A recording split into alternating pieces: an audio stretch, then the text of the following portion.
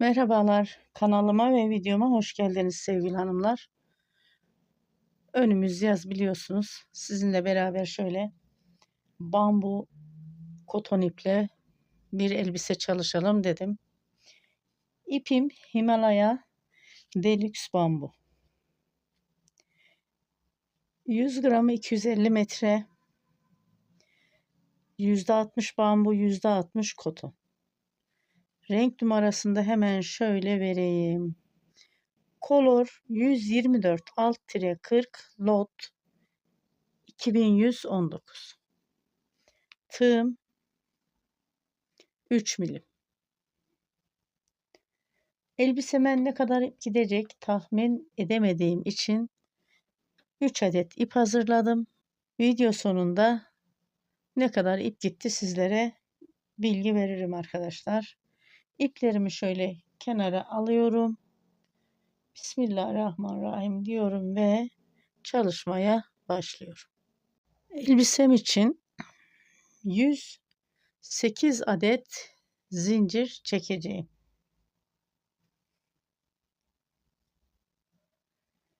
Şöyle sabitledim. Bu sabitlediğim zincirim. Daha sonra rahat bir zincir çekiyorum. Trabzan çalışacağım için üzerine 1, 2, 3, 4, 5, 6, 7, 8, 9, 10, 11, 12, 13, 14, 15, 16, 17, 18, 19, 20, 21, 22, 23, 24, 25, 26, 27, 28, 29, 30. Bu şekilde arkadaşlar 108 zincir çekip geliyorum. 108 zincirimi çektim. Şöyle rahat bırakarak ölçüyorum.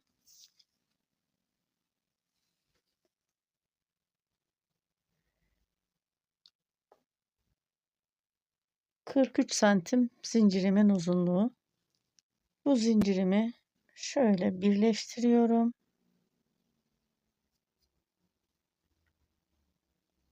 Şöyle bakıyorum. Ön yüzü gelecek şekilde zincirimi birleştiriyorum.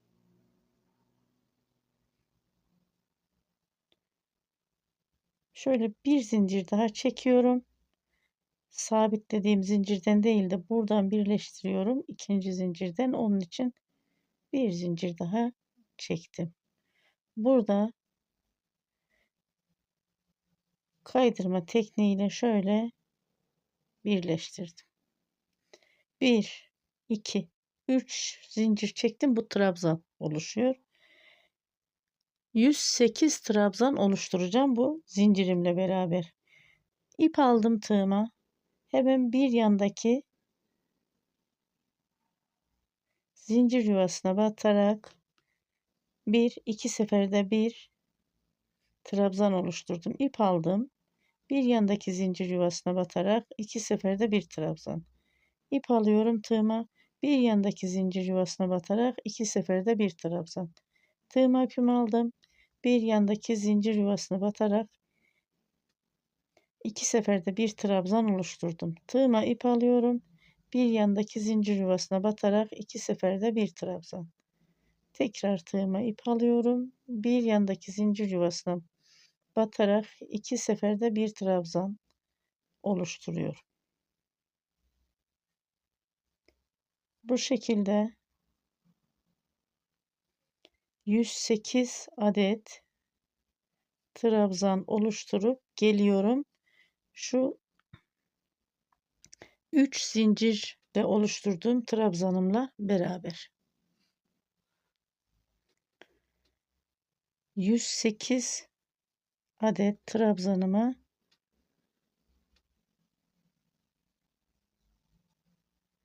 çalıştım geldim. Şöyle bakın arkadaşlar.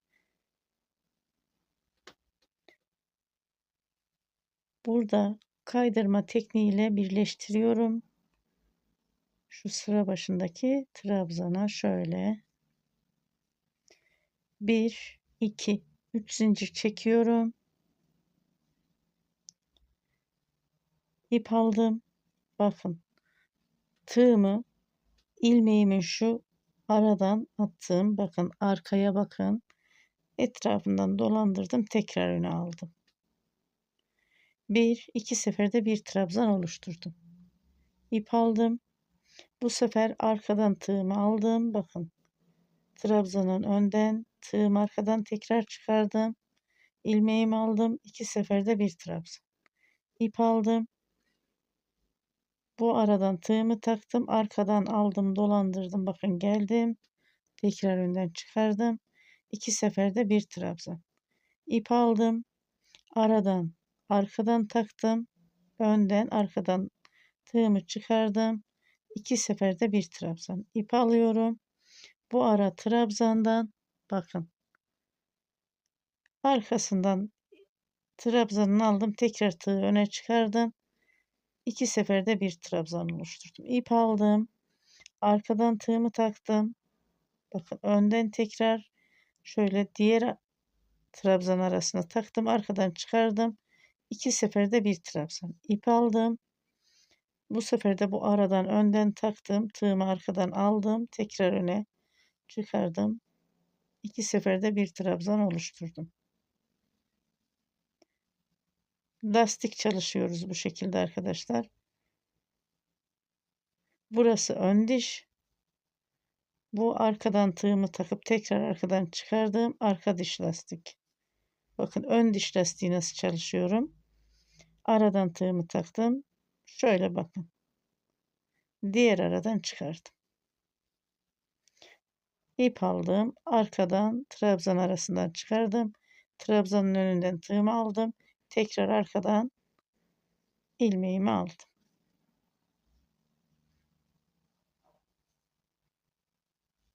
Sıra sonuna kadar bu şekilde çalışalım.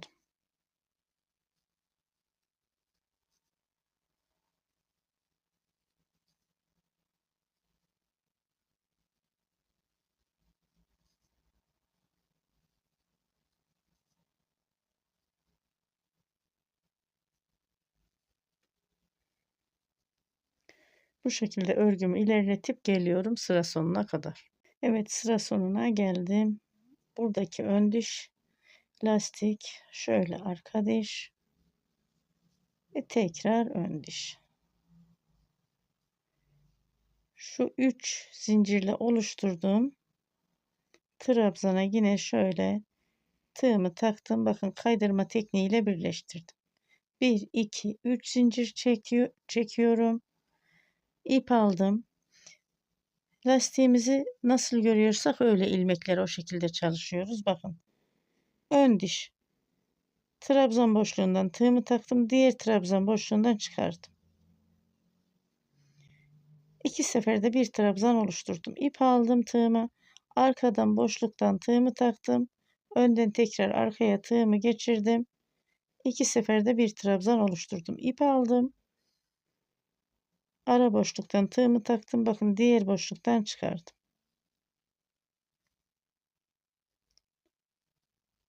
Lastik sıramızın ilk sırasında nasıl çalıştıysak o şekilde çalışıyoruz.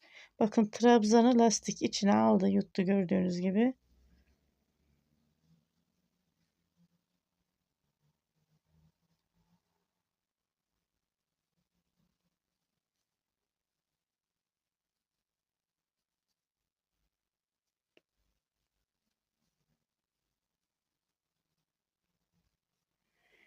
Bu şekilde 5 sırayı tamamlayalım. Bakın ilk sıramız trabzan, 2 3 5 sırayı tamamlayıp geliyorum. Yine burada kaydırma tekniğiyle birleştiriyoruz.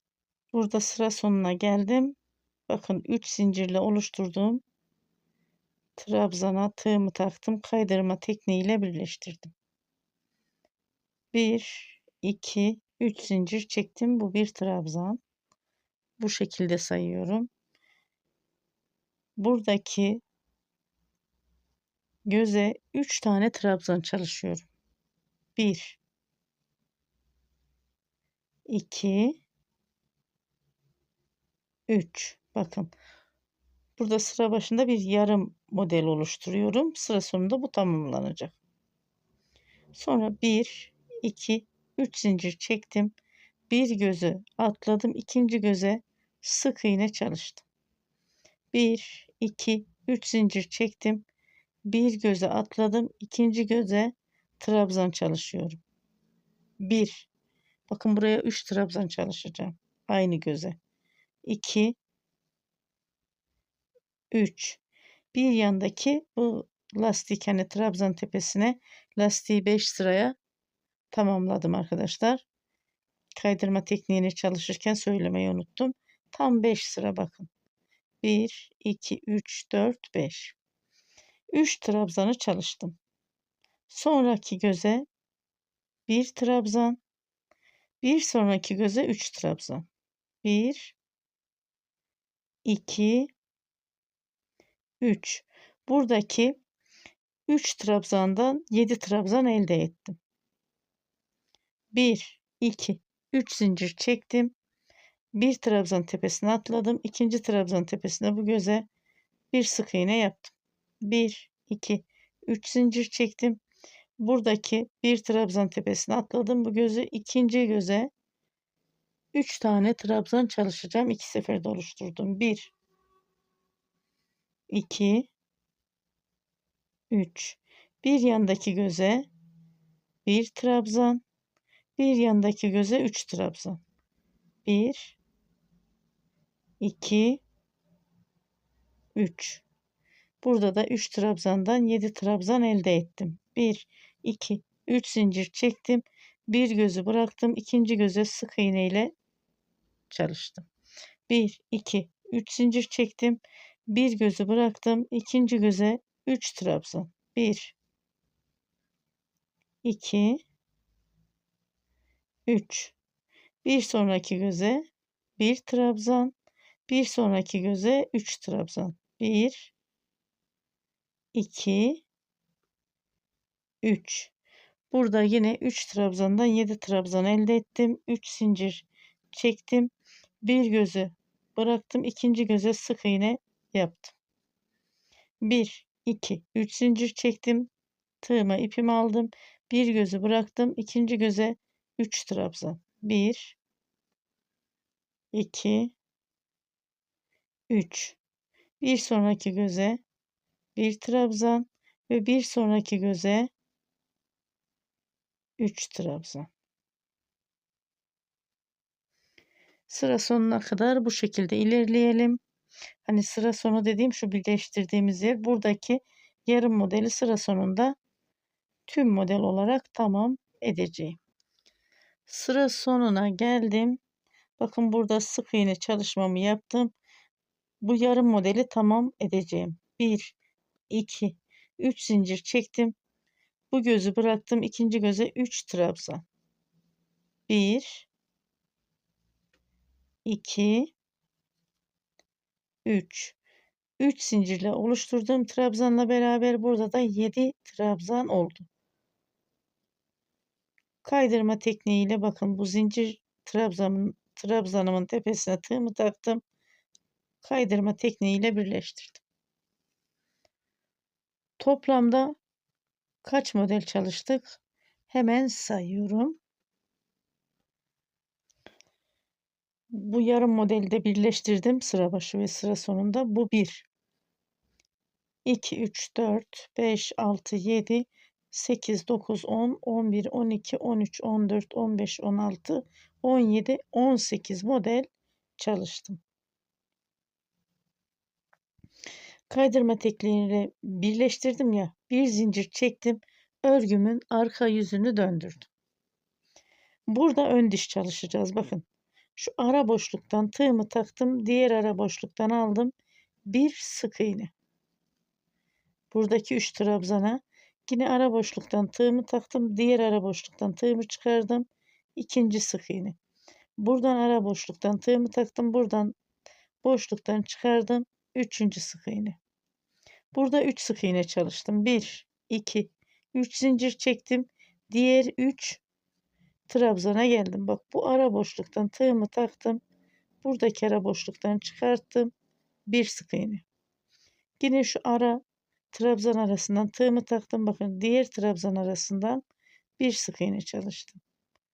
Bu trabzan arasından tığımı taktım. Diğer trabzan arasından çıkardım. Bir sık iğne. Örgünün arka yüzünden modelde ikinci sıradayız. Ön diş çalışıyoruz. Bakın bu üçlü trabzanlarda.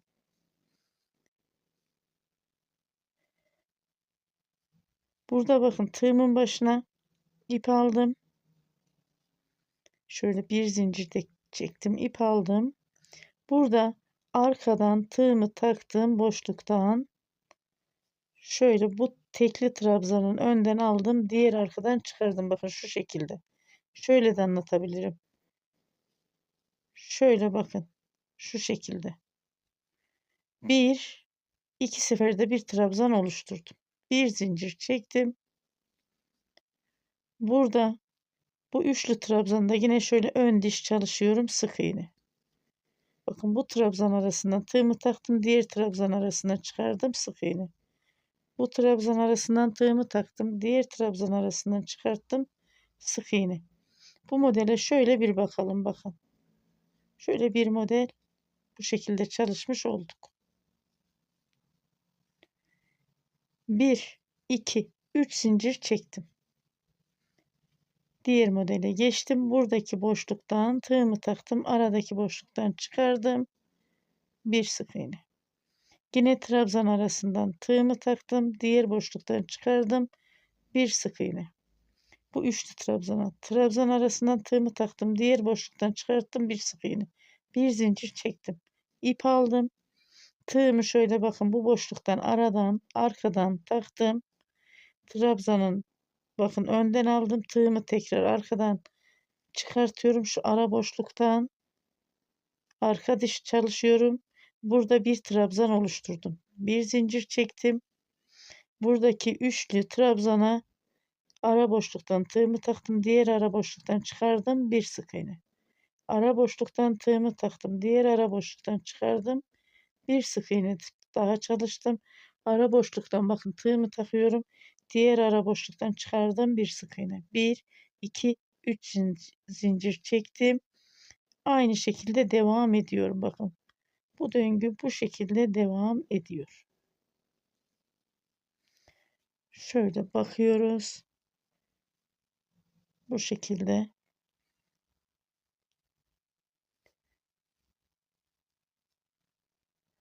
Şu 3 zincirde oluşturduğum şu trabzana kadar yani yarım modele kadar örgümü ilerletip geliyorum. Burada 3 sık iğnemi yaptım.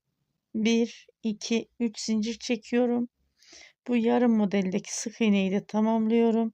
Boşluktan bir sık iğne. Tekrar bakın şu ara boşluklardan bir sık iğne ve tekrar bir sık iğne daha. Sonra bir zincir çektim. Buradaki 3 zincirle oluşturduğum trabzanın tepesine şöyle kaydırma tekniği çalıştım. Bir zincir çektim ve örgümün ön yüzünü döndürüyorum. Burada bakın şu bir zincir çektiğim boşluk var ya, buraya ip aldım. 4 trabzan çalışıyorum. Pardon, buraya 1, 2, 3 zincir çektim.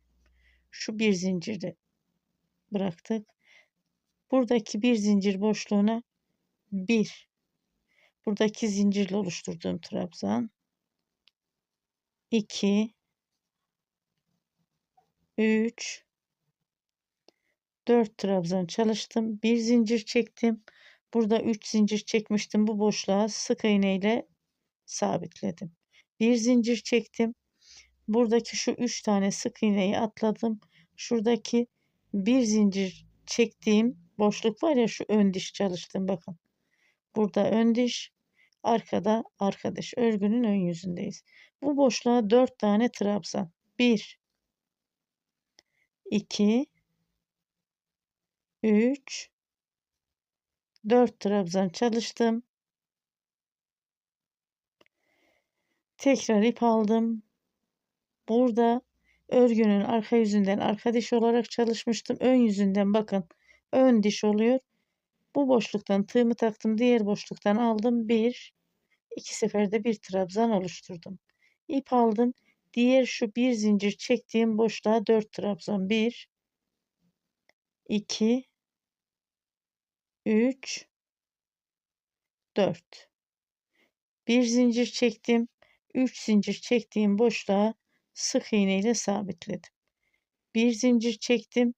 Buradaki 1 2 3 göze atladım. Şuradaki bir zincir çektiğim bakın boşluğa 4 trabzan. 1 2 3 4. Tekrar ip alıyorum.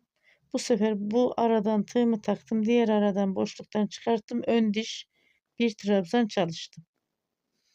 Tekrar ip alıyorum. Buradaki bir zincir boşluğuna 4 trabzan. 1 2 3 4. Bir modelde 9 trabzan oluşturuyoruz.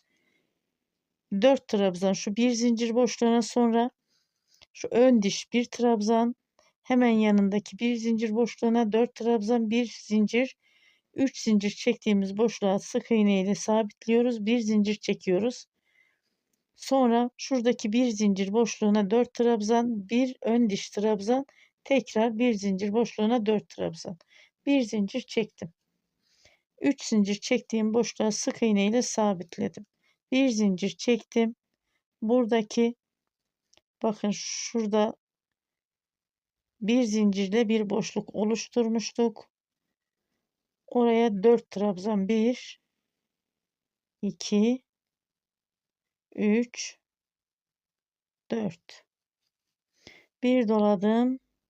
Tekrar şöyle ara boşluktan tığımı çıkararak bir ön diş trabzan çalıştım. Yine bir ip aldım. Bir sonraki bakın bir zincirle oluşturduğum bir boşluktan 1 2 3 4 trabzan çalıştım. 1 2 3 zincir çektim. Pardon. Bir zincir çektim, düzeltiyorum. Şu 3 zincir çektiğim boşluğa sık iğne ile sabitledim. Bir zincir çektim. Buradaki bir zincir boşluğuma 4 trabzan. 1 2 3 4. Sonrası bir ip aldım. Ara boşluktan tığımı taktım. Diğer ara boşluktan çıkarttım. Bir ön diş trabzan. İp alıyorum. Buradaki bir zincir boşluğuma 1 2 3 4 trabzan. Bu şekilde sıra sonuna kadar gelelim. Sıra sonunda tekrar yarım modeli beraber çalışalım. Sıra sonuna geldim. Modelde 3. sıradayız. Yarım modeli tamamlayalım. Sıra başı ve sıra sonunda yarım model biliyorsunuz. Bir zincir çektim. Buradaki bir zincir boşluğuma 1 2 3 4 trabzan çalıştım.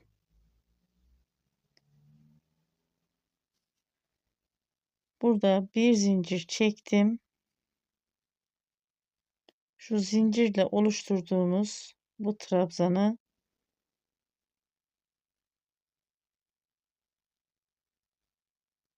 şöyle kaydırma tekniğiyle sabitledim. Bir zincir çektim ve örgümün arka yüzünü döndürüyorum. İlk modelde 3 trabzan çalışmıştım. Artırım olsun biraz diye ikinci modelde 4 trabzanla çalıştım. Bir zincir çektim. Örgümün arka yüzünü döndürdüm. Bakın bir doladım. Şu zincirle oluşturduğum trabzanın şöyle arkadan tığımı taktım, önden şöyle bakın şu şekilde bir örgünün arka yüzünden arka diş trabzan çalıştım. Bir zincir çektim. Burada 4 tane sık iğne, bakın ara boşluktan. 1 yine ara boşluklardan ön diş olarak 2 ara boşluktan ön diş olarak 3 ara boşluktan ön diş olarak 4 sık iğne. 1 2 3 zincir çekiyorum. Diğer 4 trabzandan 4 sık iğne ara boşluklardan. 1 2 3 4. Bir zincir çekiyorum. Bir ip aldım. Bakın tığımı şu ara boşluktan arkadan aldım. Tekrar böyle önden arkaya çıkardım. Şu şekilde ilmeğimi aldım. 2 seferde bir trabzan oluşturdum. Bir zincir çektim ve yine ara boşluklardan ön diş olarak 4 tane sık iğne.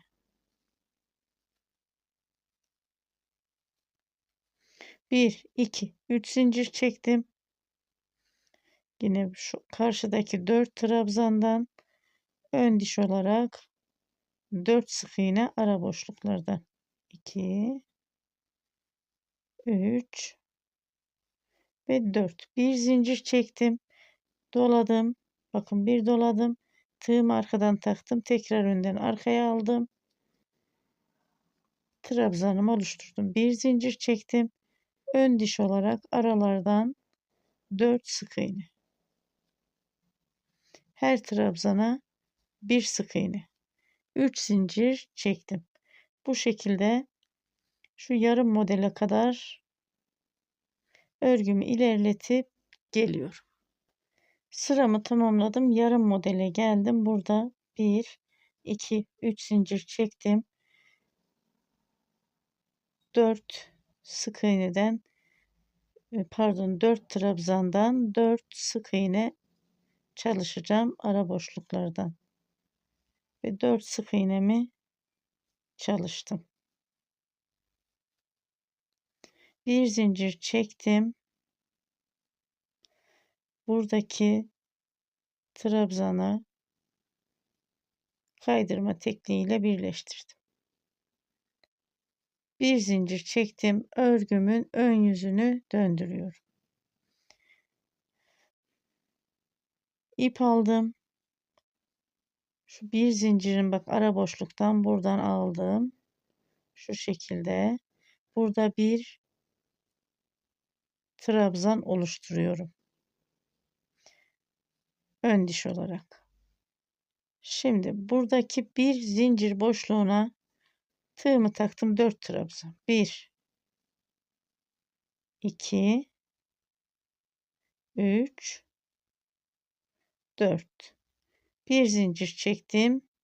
3 zincir çektiğim boşluğa sık iğne ile sabitledim. Bir zincir çektim. Şu trabzanın önünde ve arkasında her iki yönünde birer zincirimiz var. Oraya bak. Tığımı taktım. 1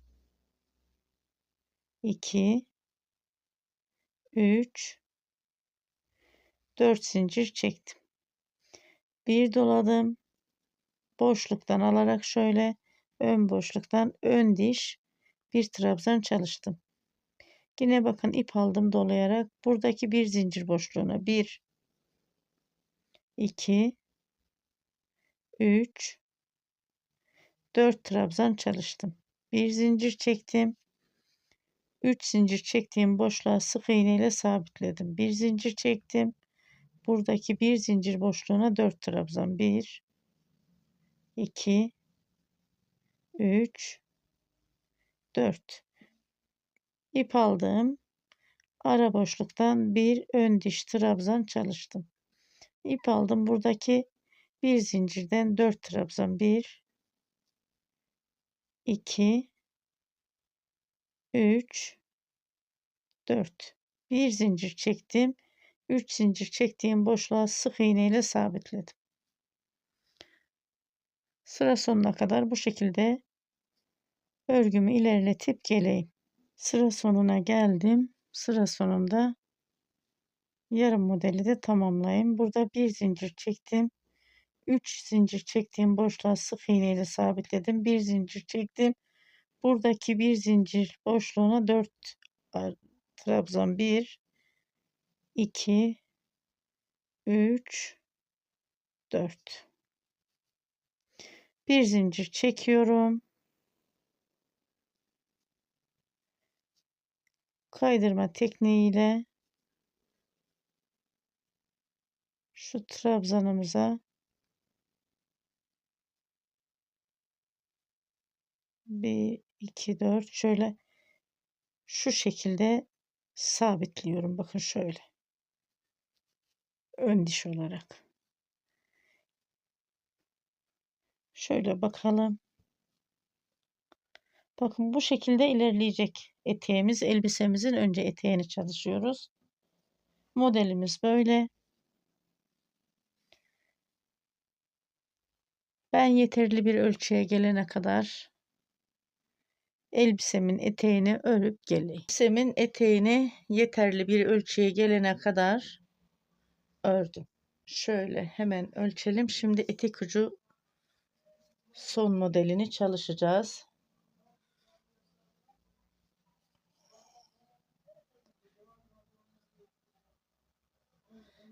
24 santim olmuş. Yeterli bu benim için. Kaç tane model çalıştım? 1, 2, 3, 4, 5, 6, 7, 8, 9, 10, 11, 12, 13, 14, 15, 16, 17 model çalıştım. Siz ölçüye bakın arkadaşlar. Sizin elinizin ayarına göre, ipinize göre fark edebilir.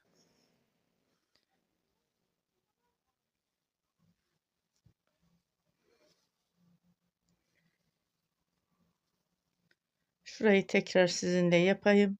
Bakın buradaki yarım modelimi şöyle kaydırma tekniğiyle birleştiriyorum. Bir zincir çekiyorum ve örgümün ön yüzünü döndürüyorum. İp aldım tığıma. Buradaki yine şu ön diş trabzanı şu şekilde alıyorum.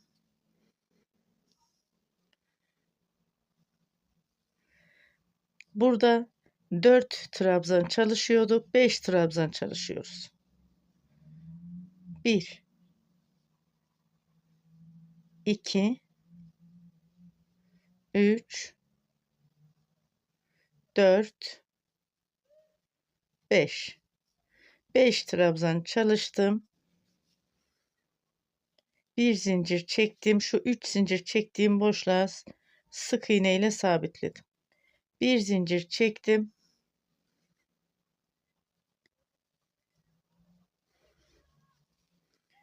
Tekrar buradaki bir zincir çektiğim boşluğa 5 trabzan. 1 2 3 4 5 5 trabzan çalıştım. Buradaki ön diş trabzanımı yine şöyle ara boşluktan çalışıyorum.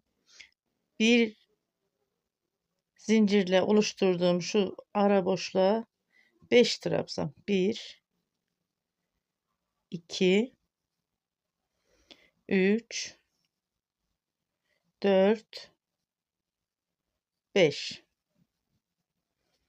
bir zincir çektim. Sık iğne ile bu zincir boşluğuna sabitledim. Elbisemizin etek ucu oyası bu şekilde olacak. Bir zincir çektim. Buradaki bir zincir boşluğuna 1 2 3 4 5 trabzan çalıştım. İp aldım. Ön diş trabzanı yine şu ara boşluktan çalıştım. Tekrar bu bir zincir boşluğuna 1 2 3 4 5 zincir. Pardon 5 trabzan. Bir zincir çektim. 3 zincir çektiğim boşluğa sık iğne ile birleştirdim. Şöyle bir model daha çalışalım. Bir zincir çekiyorum. Buradaki bir zincir çektiğim şu boşluğa 5 trabzan. 1 2 3 4 5 ön diş trabzanı yine şu şekilde çalışalım. tığımızı şöyle takarak sonra tekrar buradaki bir zincirle oluşturduğum boşluğa 1 2 3 4 5 trabzan çalıştım, bir zincir çektim ve sık iğne ile bu boşluğa sabitledim.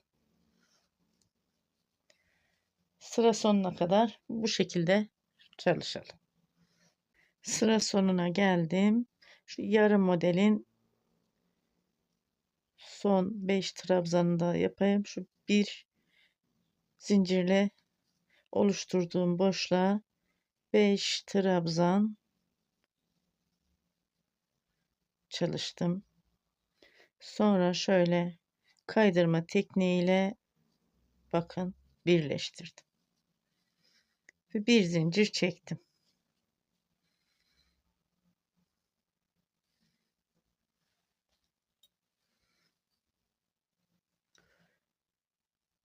İpimi kestim.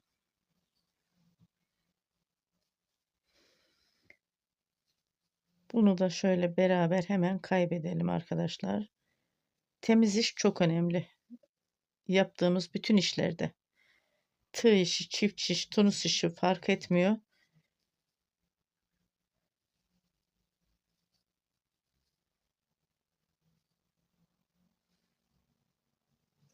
İpi de nasıl kaybediyoruz onu da anlatmış oldum. Bu ipi de buradan kestim.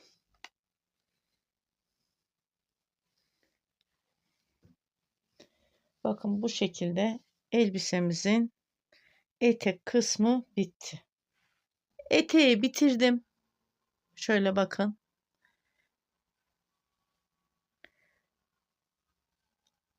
Şu şekilde de ilmekleri ayarladım. Şöyle ayarladım arkadaşlar. Sıra başı ve sıra sonu olan şu yarım model var ya, burası bir tarafı değil mi? Tam ortaladım. Diğer taraftan da ayarladım. Yani 1, 2, 3, 4, 5, 6, 7, 8, 9 model. Eteğimizin arkasında da 1, 2, 3, 4, 5, 6, 7, 8, 9 model. Toplamda 18 model.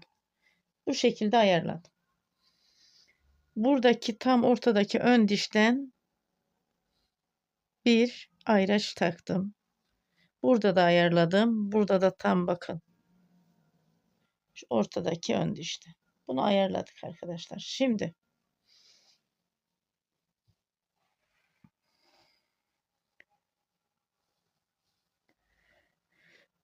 sonrası hemen şöyle anlatayım. Şu arada 23 tane ön diş lastiğimiz olacak. Şöyle bakın. Şuradan bir tane ön diş lastiği bıraktım. İkinci ön diş lastiğinden ayraçla işaretledim. 1, 2, 3, 4, 5, 6, 7, 8, 9, 10, 11, 12, 13, 14, 15, 16, 17, 18, 19, 20, 21, 22, 23. Hemen şimdi eteğimizin roba kısmına geçelim.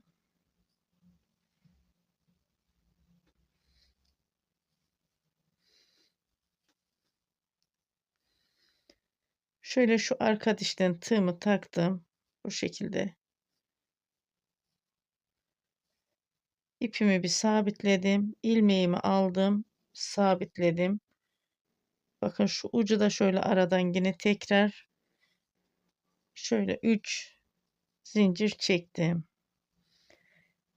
İp aldım. Lastik çalışıyorum. Bir ön diş lastik. Ara boşluktan ip aldım. Arka diş lastik. İp aldım. Ön diş. İp aldım. Arka diş. Şimdi 1, 2, şöyle 3. Arka diş olan lastikleri saymıyorum. Ön diş olan lastiklerimi saydım. 1, 2, 3, 4 tane olacak burası. Şu şekilde.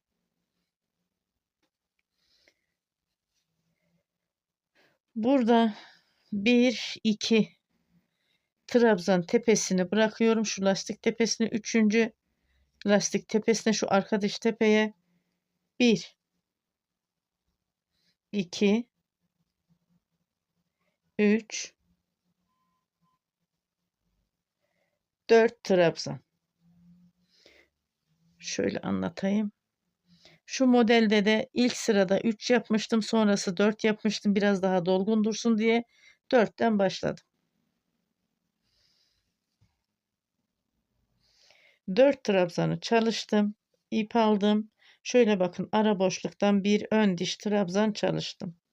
Elbisemizin eteğinden bu dilim modele aşinayız zaten. İp aldım. Sonraki şöyle trabzan gözüne, bu tepeye 1,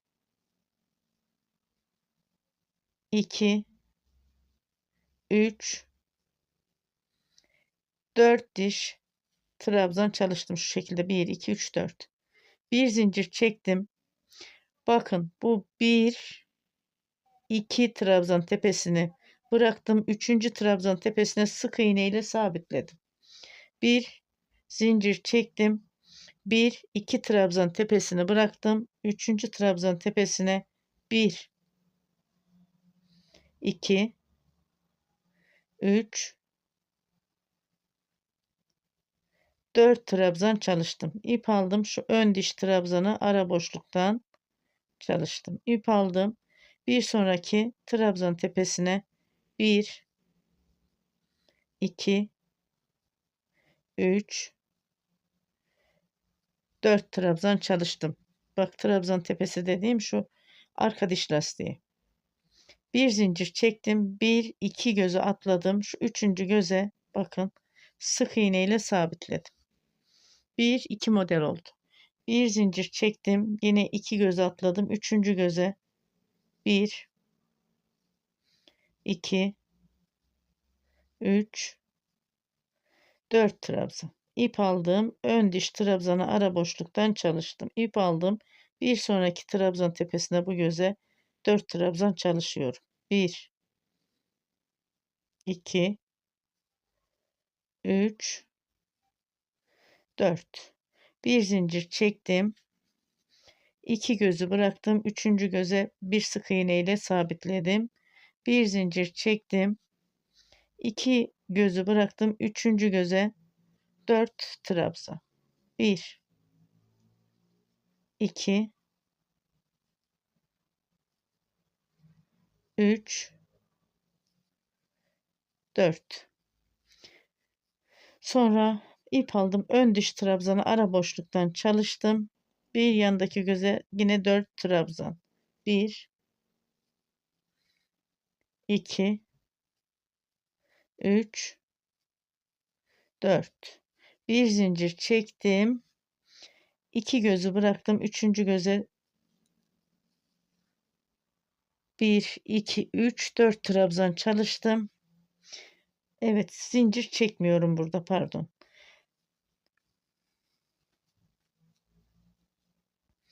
Buradan başlıyorum. 4 trabzan çalıştım. 1, 2, 3, 4 modeli çalıştık. Burada ip aldım. 1, 2 gözü bıraktım. 3. gözü bakın. Ön diş trabzan çalışıyorum. Yani ön diş lastik ara boşluktan. İp aldım. Arka diş lastik ara boşluktan. İp aldım. Ön diş lastik ara boşluktan çalışıyorum. İp aldım. Arka diş lastik trabzanla ara boşluktan. Şimdi şurada 1, 2 oldu. Ön dişi sayıyoruz değil mi? 3, 4 tane ön diş trabzan çalıştım. Sıra başında ne yapmıştım? Sıra başında arka dişten başlamıştım. Sıra sonunda da şu arka dişi çalıştım.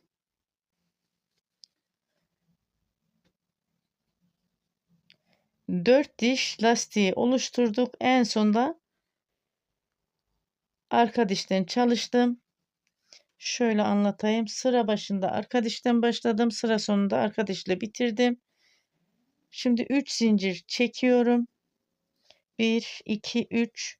Örgümün arka yüzünü döndürüyorum. İlmekleri nasıl gördüysek o şekilde çalışıyoruz. İp aldım. Ara boşluktan arka diş trabzan çalıştım. ip aldım tığıma, ara boşluktan ön diş trabzan çalıştım, ip aldım, arka diş trabzan, ip aldım, ön diş trabzan çalıştım, ip aldım, arka diş trabzan ve ip aldım, ön diş trabzan çalıştım. Tekrar ip alıyorum, arka diş trabzanı çalışıyorum. Burada tığıma ip almadan ön diş sık iğne. Bakın ara boşluktan 1, tekrar ara boşluktan 2, tekrar ara boşluktan 3, tekrar ara boşluktan 4 diş sık iğne çalıştım. İp aldım. Örgümün ön yüzünde şöyle göstereyim. Ön diş trabzan olanı arka yüzünden şöyle arka diş olarak çalıştım. Pardon, bir zincir çektim. Arka diş trabzanımı çalıştım. Bir zincir çektim. 4 diş burada sık iğne.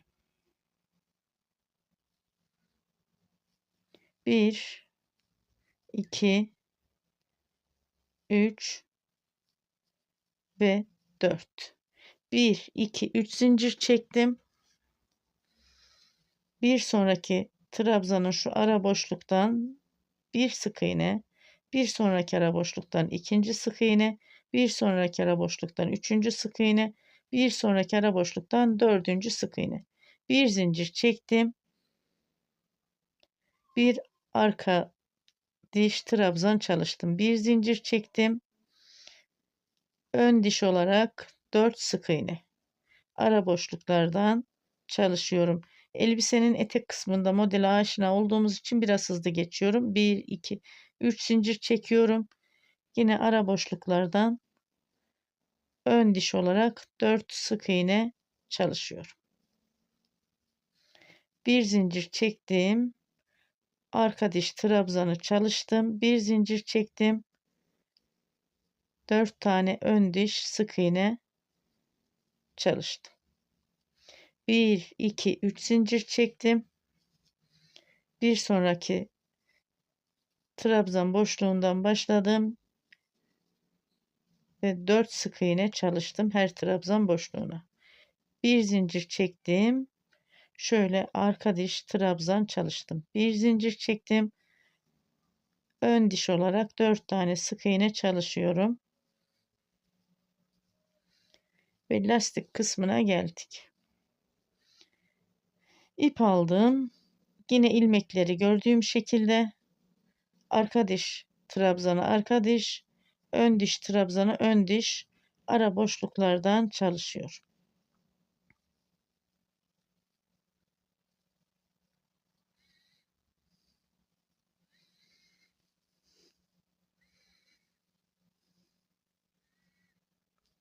Sıra sonunu da şu 3 zincir şöyle aradan trabzan olarak çalıştım. 1, 2, 3 zincir çektim ve örgümün ön yüzünü döndürdüm.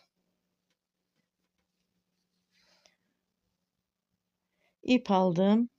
Ara boşluktan ön diş trabzan çalıştım. İp aldım. Ara boşluktan arka diş trabzan çalıştım. İp aldım. Ön diş. Kenar pat lastiklerini bu şekilde çalışıyoruz. Sonra ip aldım. Şuradaki bir zincirle oluşturduğum boşluğa 1, 2, 3, 4 trabzan. İp aldım. Ön diş trabzanı ara boşluktan çalıştım. Tekrar ip aldım.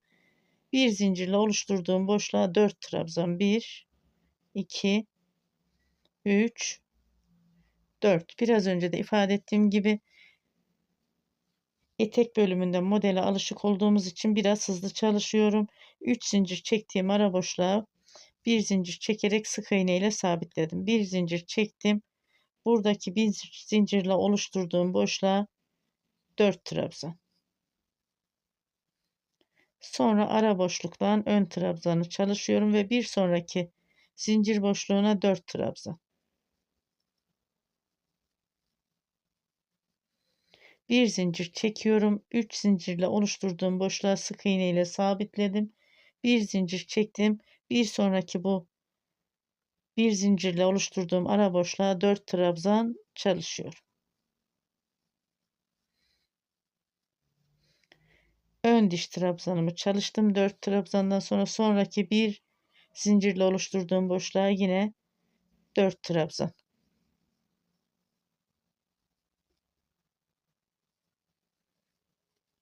Bir zincir çektim. Bu 3 zincirle oluşturulan boşluğa bir trabzan, pardon, sık iğne ile birleştirdim. Bir zincir çektim. Bir sonraki zincir boşluğuna 4 trabzan.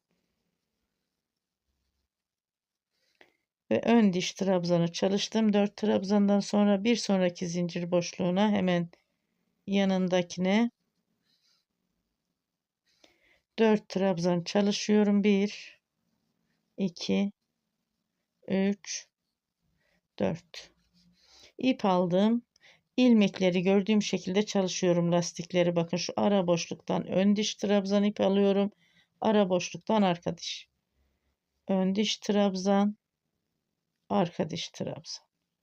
Ön diş trabzan, arka diş trabzan.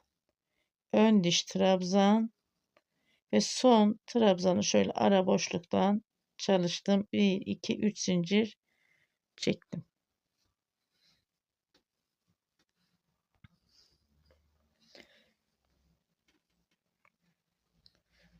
Bu şekilde devam edelim. Elbisemizin roba kısmı yeterli bir ölçüye gelene kadar örüp geliyorum roba kısmını arkadaşlar. Bakın, ön yüzden çalıştım. Arka yüzden de sık iğnelerle devam edeceğiz. Etekteki model gibi farklı bir model yok. Kenar patları da lastik çalışacak. Yeterli bir ölçüye gelene kadar elbisemin roba kısmını ördüm. 2, 4, 6, 8 model çalıştım. Örgümün arka yüzünü döndürüyorum. 3 zincirden sonra ara boşluktan pat lastiklerimi gördüğüm şekilde çalışıyorum. Arka dişi arka diş, ön dişi ön diş şeklinde çalışıyorum.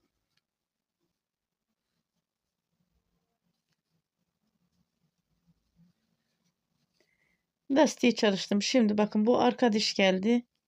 Ön diş çalıştı. Şöyle aradan arka dişi trabzonumu çalıştım.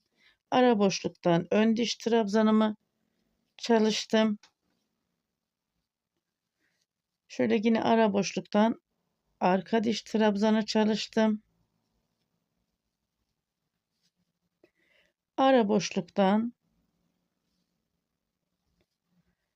şöyle nasıl yapayım? Ön diş trabzanımı çalıştım. Ve yine ara boşluktan arka diş trabzan.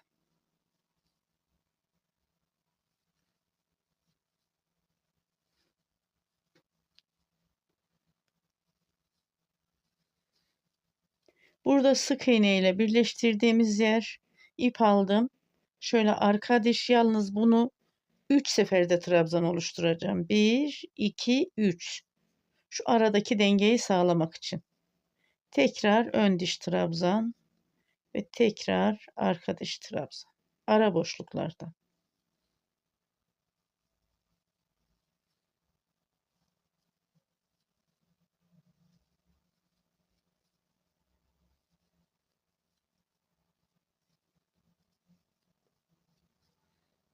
Ve yine sık iğneye geldik. Bakın, sık iğne ile birleştirdiğim yerden ip aldım. Burada ön diş çalıştım. Arka diş çalışıyorum. Burada yine 1, 2, 3 seferde trabzan oluşturuyorum. Sıra sonuna kadar bu şekilde çalışalım. Sıra sonuna geldim. Robada yaka lastiğini çalışıyoruz, biliyorsunuz. Son trabzanımı şu ara boşluktan çalıştım. 1, 2, 3 zincir çektim ve örgümün ön yüzünü döndürdüm.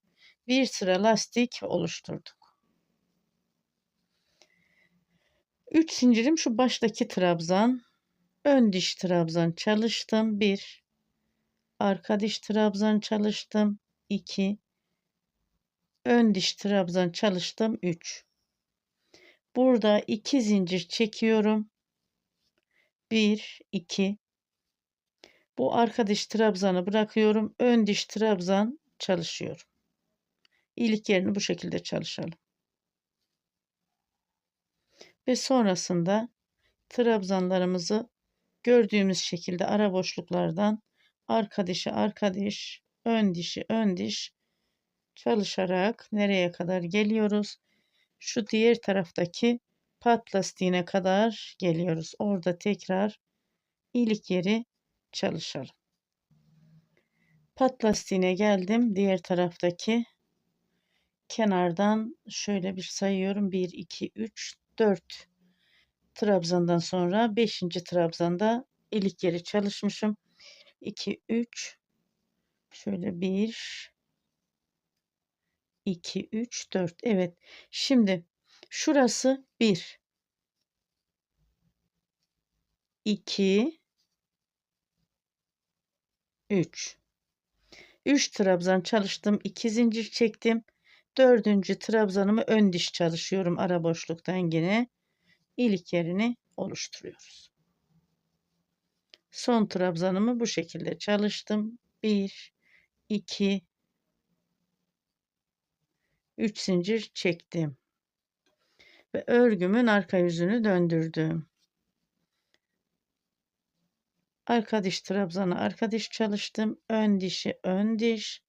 Arka diş trabzanımı arka diş çalıştım. Burası ön diş geliyor. Burayı da şöyle normal çalışalım. Daha sonra diğer sırada orayı düzeltiriz. Çünkü başka türlü olmaz. Sıra sonuna kadar bu şekilde devam edelim. İlk yerimizde yine trabzanımızı çalışıyoruz. Ve 3 sıra lastik oluşturmuş oluyoruz. Sıra sonuna geldim. 3 sıra lastik oldu. 1, 2, 3 zincir çektim ve örgümün ön yüzünü döndürüyorum.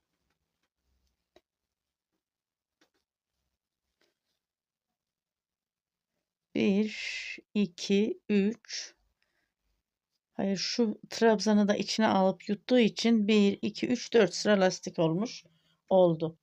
Şimdi kapatalım ilmeklerimizi.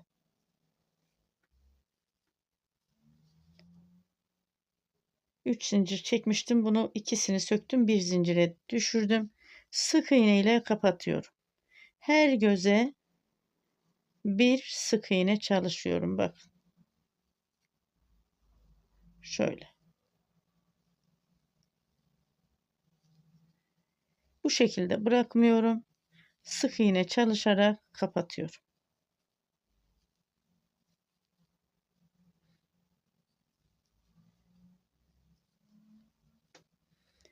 Sıra sonuna kadar ilmekleri kapatıp geliyorum.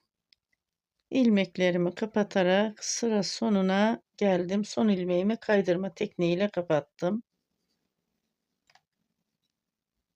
İpimi kestim.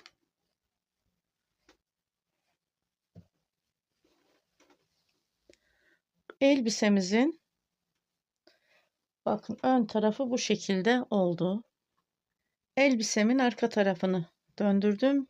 Gördüğünüz gibi tam ortaladığım aparatlar burada. Şöyle bakıyorum burada. Aynı şekilde yapalım. Bakın arkadaşlar.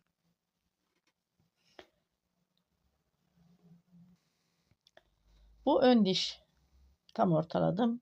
Arka diş lastik, ön diş lastik, arka diş lastik. Buradan işaretledim. Yani bir lastik görünümü ön diş, ikinciden işaretledim. Burada da bir lastik görünümü ikinciden işaretledim. Şöyle bakacağım aynı şekilde mi diye. Evet, bir lastik görünümü ikinciden çalışmışız.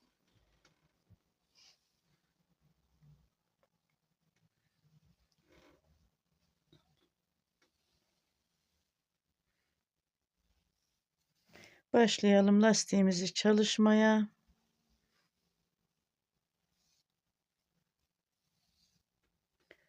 Şöyle yapalım, hatta 2 değil de 3. Üçüncü ön dişten başlayalım.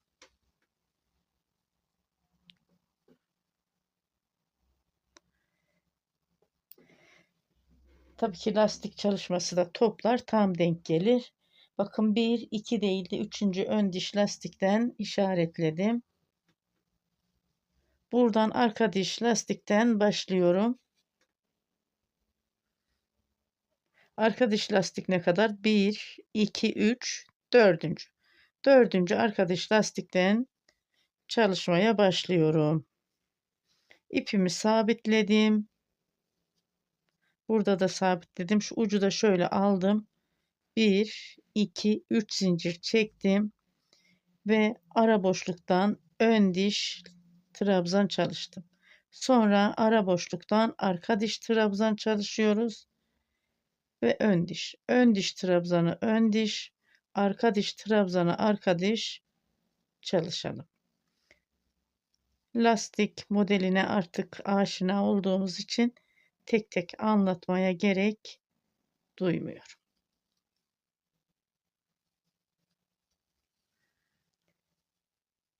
Şimdi diğer taraftaki mor ayracın önündeki şu son arka diş trabzana kadar lastiği çalışıp gelelim. Evet, mor ayraca kadar bakın geliyorum. Şöyle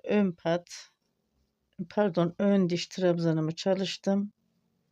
Sonra arka diş trabzanı çalıştım ve bıraktım. Elbisemizin arka tarafında bir sıra lastik bu şekilde oluşturmuş olduk etekten sonra. 1, 2, 3 sıra 3 zincir çektim, pardon. Yorgunluktan bazen kelimeleri telaffuz edemiyorum. İp aldım. İlmekleri gördüğüm şekilde ara boşluktan çalışıyorum.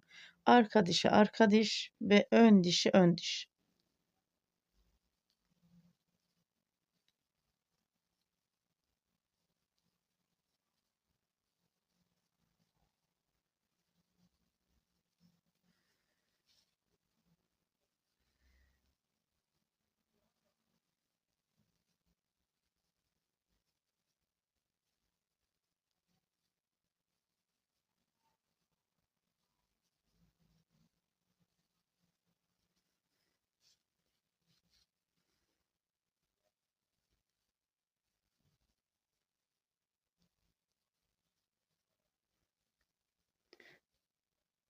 Sıra sonuna kadar bu şekilde çalışalım.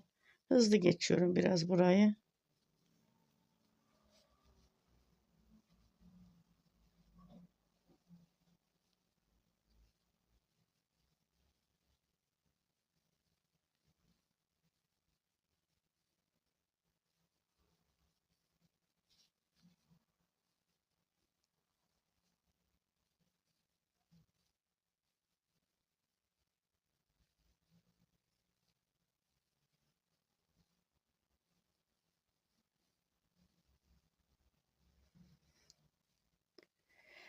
Sıra sonuna geldim. Bakın son trabzanı şöyle aradan aldım ve 3 zincir çektim. Örgümün ön yüzünü döndürdüm. Burada anlatabileceğim farklı bir teknik yok. Bu şekilde lastiği ilerletiyorum. Nereye kadar? Tam bu bitime kadar değil bak. Buraya kadar değil, bitime kadar. Şu modelin bitim yerine kadar lastiğimi ilerletiyorum. Burada tekrar askı çalışmasına geçelim.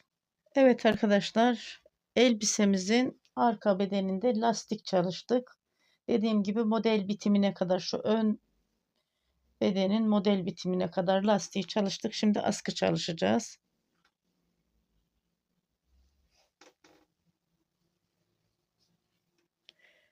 Şöyle 1, 2, 3 zincir çektim. Örgümü döndürdüm. Bu 3 zincir bir trabzan. Bir ön diş trabzan çalıştım. Aradan bir arka diş trabzan çalıştım. Bir ön diş trabzan. Bir arka diş trabzan, aradan çalışıyoruz. Şöyle 1 2 3 4 tane ön diş trabzanımız olacak. 1 2 3 4 5 tane de arka diş. Şimdi şu son arka diş trabzanı çalıştım. 3 zincir çektim ve örgümün arka yüzünü döndürdüm. Şöyle. Burada trabzanlar gördüğümüz şekilde arka dişe arka diş, ön dişe ön diş çalışıyoruz.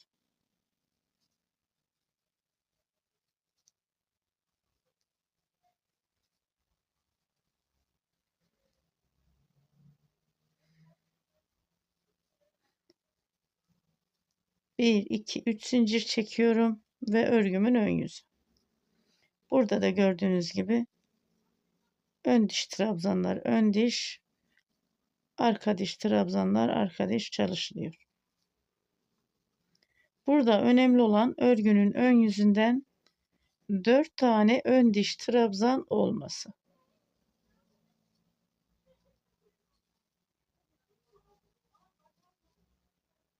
Yani toplamda bu askıda lastiğimiz kaç ilmek? Şu zincirle oluşturduğum 1, 2, 3, 4, 5, 6, 7, 8, 9. Toplamda 9 ilmek. Bu şekilde yeterli bir uzunluğa kadar örüp geliyor. Askımı yeterli bir uzunluğa gelene kadar ördüm. İlmeklerimi kapattım.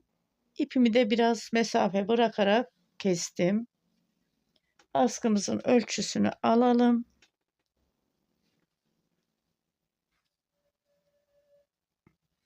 15 santim olmuş askımın ölçüsü. Buradan da işaretledim bakın ilmek sayısını. Hemen başlıyorum. Toplamda 9 ilmekte askımız. Şöyle 1, 2, 3, 4, 5, 6 pardon 1, 2, 3, 4, 5, 6, 7, 8, 9. Bakın işaretledim. Şuradan arka lastikten başlıyorum. İpimi sabitledim. Tekrar bir sabitledim. Şöyle ucu aradan aldım. 1, 2, 3. 3 zincir çektim. Lastiğimizin ön dişte 4 lastik görünümü olmalıydı. 1, 2, 3, 4.